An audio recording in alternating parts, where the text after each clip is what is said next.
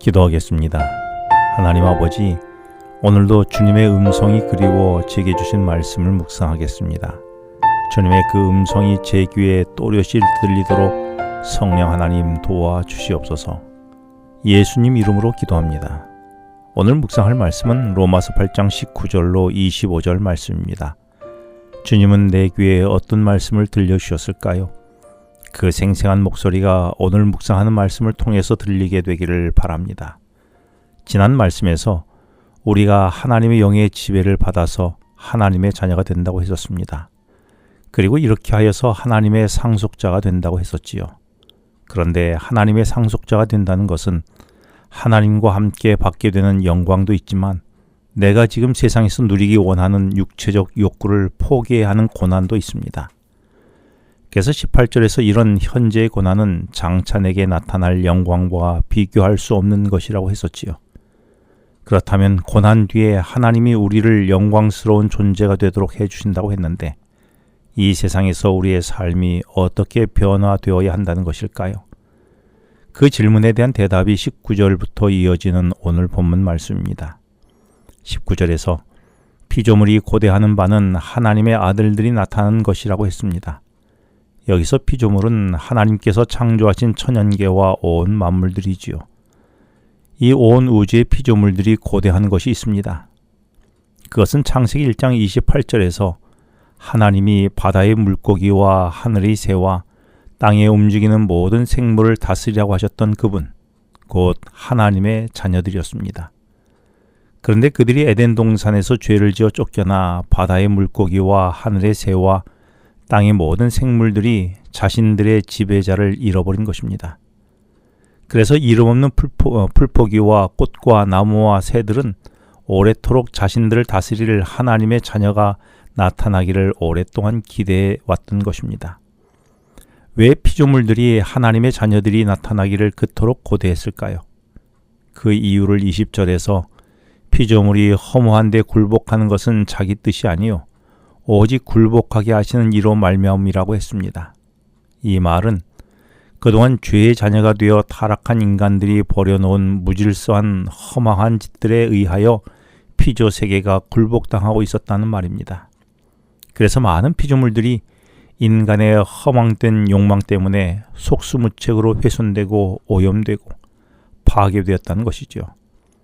그래서 하늘과 땅과 바다의 모든 피조물들은 참 생명을 지닌 사람들, 풀 한 포기에도 경외심을 갖는 하나님의 아들들, 피조물과 더불어 화평을 누릴 수 있는 하나님의 자녀들이 나타나기를 고대했다는 말입니다. 나는 하나님의 자녀입니까? 그렇다면 내가 대하는 가볍게 여기는 풀 한 포기, 작은 생명, 지키고 다스려야 할 피조 세계의 환경 문제를 나는 어떻게 대하고 있습니까? 나는 그것들을 오염시키는 존재입니까? 아니면 지키고 회복시키는 존재입니까? 그리스도인들은 그 어느 공동체보다 환경 문제와 생명 보존에 관심을 가져야 하지 않을까요? 그것을 피조 세계가 나를 고대하는 이유가 아니겠습니까? 이어서 21절에서 그 바라는 것은 피조물도 썩어짐의 종노릇한 데서 해방되어 하나님의 자녀들이 영광의 자유에 이르는 것이라고 했습니다.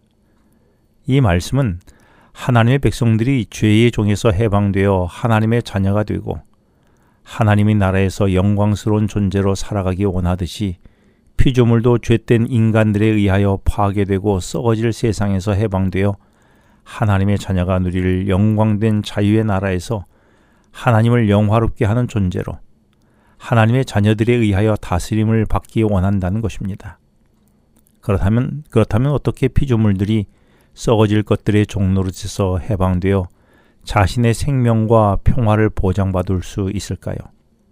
그것이 가능한 길은 오직 하나님의 자녀들이 나타남을 통해서뿐인 것입니다. 그래서 이어지는 23절은 그동안 무질서하고 파괴된 죄악 세상에서 겪은 피조물들의 탄식과 고통을 우리가 다 안다고 했습니다.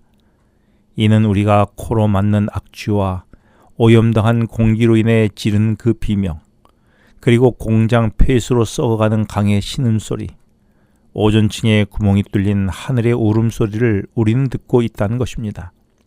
이 피조물 세계의 파괴는 하나님의 자녀로 말미암아 회복될 것이고 보존되어야 할 것이지요. 왜냐하면 피조세계도 하나님이 창조하신 하나님의 세계입니다. 그래서 이어지는 23절 말씀에서는 그리스도의 은혜로 구원받은 우리는 내가 단지 믿음으로 구원받았던 데에 만족할 것이 아니라 나의 허망한 욕심으로 피조세계를 파괴하지 말고 피조세계의 탄식과 비명을 듣고 피조세계를 살리는 하나님의 자녀가 되어야 한다는 것입니다. 왜냐하면 골로새서 1장 20절에서 십자가의 복음은 사람뿐만 아니라 땅과 하늘과 만물을 지키고 보존하여 화목하게 한 것이기 때문이라는 것입니다. 바울은 오늘 본문을 마무리하면서 24절과 25절에서 우리가 어떤 고난을 당해도 우리는 소망을 품고 참으며 기다리라고 했습니다. 우리가 참 생명을 지닌 하나님의 자녀로 살면서 경험하게 되는 고난은 나만을 위한 이기적 삶이 아니라 심지어 피조세계를 구원하려는 주님의 이타적 구원의 도구로 사용될 때에 경험되는 고난이기도 했습니다. 그래서 내가 이 고난을 경험하면 하나님께서 창조하신 풀 한 폭이 꽃 한 송이에도 생명에 대한 경외심을 느끼며 비로소 생명과 더불어 화평을 누리게 됩니다. 오늘 나의 이타적 관심과 사랑은 나의 가족과 이웃뿐만 아니라 천연계와 만물에도 관심 갖는 오늘이 되면 어떻겠습니까? 기도하겠습니다. 하나님 아버지, 오염된 세상에서 하나님의 자녀들이 통치하기 원하는 천연계를 향한 사랑과 관심을 갖는 오늘이 되게 하여 주시옵소서. 예수님 이름으로 기도합니다. 지금은 개인 기도 시간입니다.